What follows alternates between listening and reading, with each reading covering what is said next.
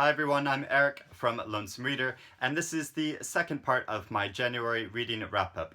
Thank you to all of you who commented on the first part of my January reading wrap-up about making a bookshelf tour. It was all really positive, and so I think I will make a bookshelf tour at some point soon when I figure out the best technical way to go about it and do it. But yeah, I think that'll be really fun to do. So thanks for commenting on that. I really appreciated it. And so here we are. January is over. Finally, thankfully. It's been a miserable old month for the world and particularly the United States. It's been a really difficult time. I had the pleasure of going to the London Review Bookshop for a Q&A with the poet Eileen Myles, and she was interviewed by Olivia Lane, who's a wonderful writer who wrote The Lonely City last year, which I absolutely loved.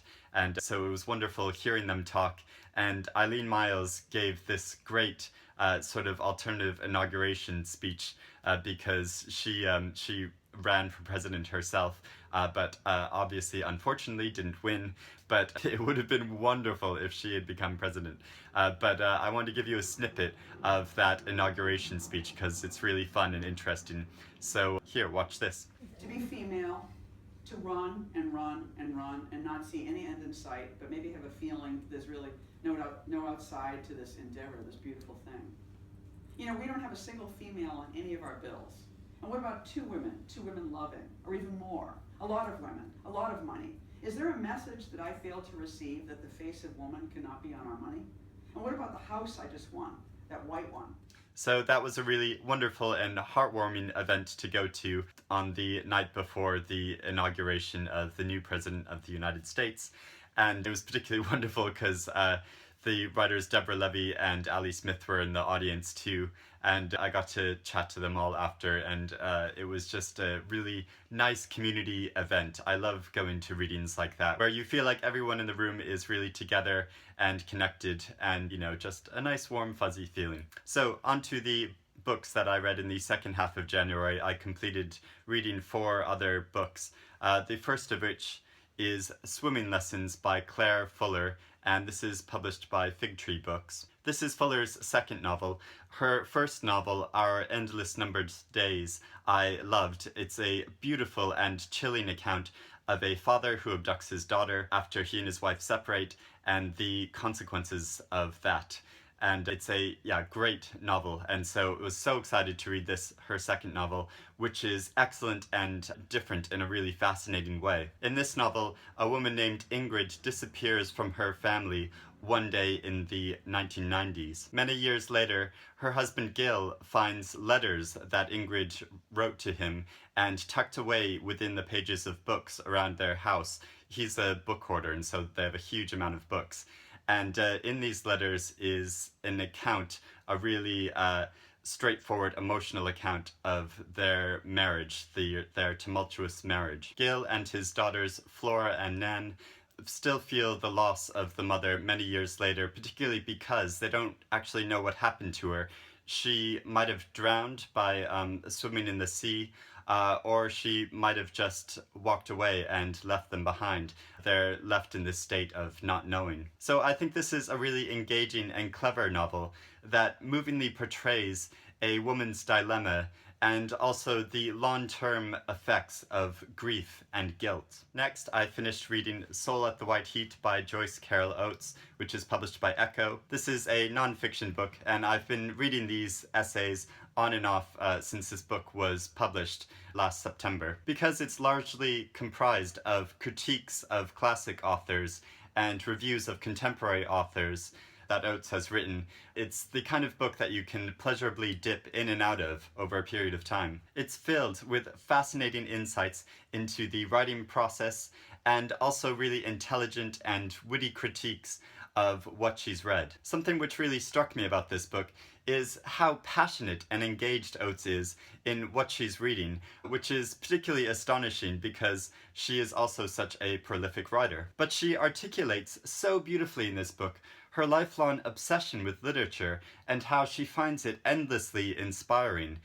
This book is such a treasure. Three Daughters of Eve by Elif Shafak, and this is published by Viking Books UK. In Shafak's new novel, she shows the friendship between three very different girls from different kinds of Muslim backgrounds. At the center of the novel is Peri, a young Turkish woman who is confused about what God means to her.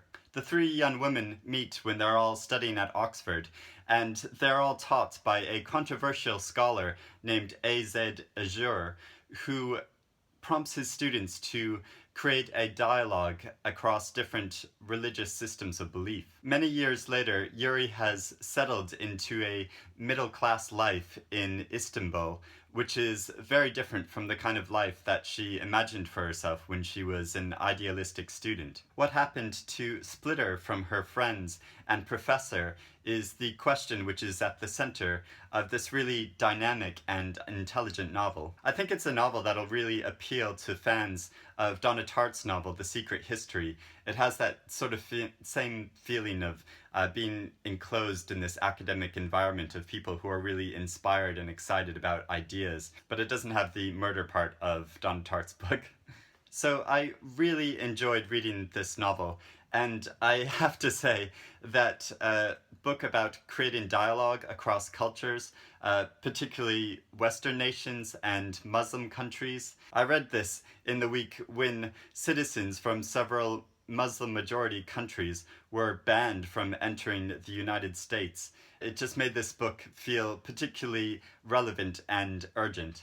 And finally, I read Falling Awake by Alice Oswald, and this is published by Jonathan Cape. Now, I don't read much poetry, but whenever I come across a really moving collection like this, I wonder why I don't read more. Oswald has a fascinating way of making you feel gravity shift as you read. She has a way of describing nature and the animals that inhabit it and the changing seasons, which is just dizzying. She draws in references to Greek mythology, and the longest poem, which is the last poem in this book, concerns the Greek mythological figure of Tithonus. He is someone who asked Zeus for immortality, and he was granted it, but he forgot to ask to stop aging. So he has survived over millennia, but he's become completely decrepit. She describes in this poem his sensations during a period of the dawn, which is just so beautiful. So I want to read to you a line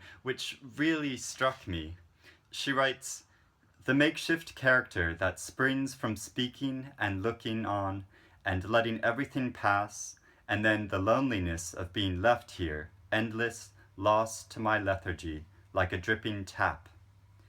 It feels like she sums up in that so much about the nature of being. So I don't know much about poetic form or Greek mythology, but reading this collection, I found it really insightful and touching. I read this because Falling Awake won the poetry category at the Costa Book Awards. Last night, I was lucky enough to go to the ceremony for the awards, where one overall winner was chosen from 5 category winners. And the categories included first novel, novel, biography, poetry, and children's books. The lovely Anna from the Booktube channel A Case for Books kindly invited me along as her guest to the ceremony because she was actually a judge in the children's books category, which was won by Brian Conahan's novel The Bombs That Brought Us Together. The wonderful Jean from Bookish Thoughts and Jen Campbell were also there. I'm sure you all know them and watch their YouTube channels as well. And Jen was there because she was a judge in the poetry category, which was won by Alice Oswald for Falling Awake. But the overall winner of the prize was Sebastian Barry for his stunning novel Days Without End. So you can watch him being announced as the winner right here. Thank you again to the judges for working so hard, the authors and everyone, publishers, booksellers and literary journalists who make the world of books such a rewarding place to be. And thank you most of all to readers who give us life. And to reveal the winner, the moment we've all been waiting for, to reveal the winner, I now hand over to Dominic Paul. Thank you, Dominic.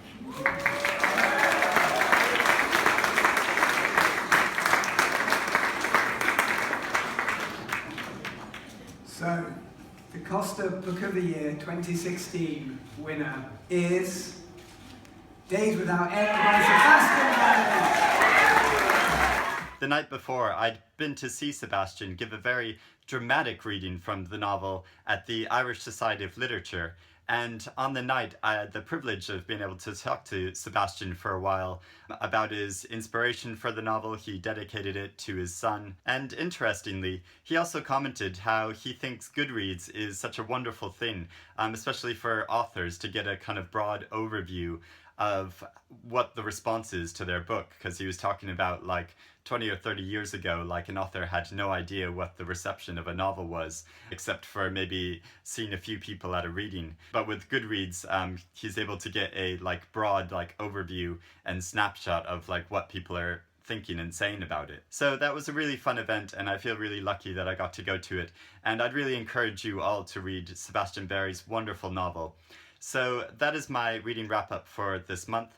Thankfully, January is over. We can move on with 2017 with hopefully better things to come. But let me know what all of you have been reading and how you've been coping and getting through January. Also, let me know in the comments if you've read any of these books that I've talked about, or if you're interested in reading any of them. So thank you for watching, everyone, and happy reading.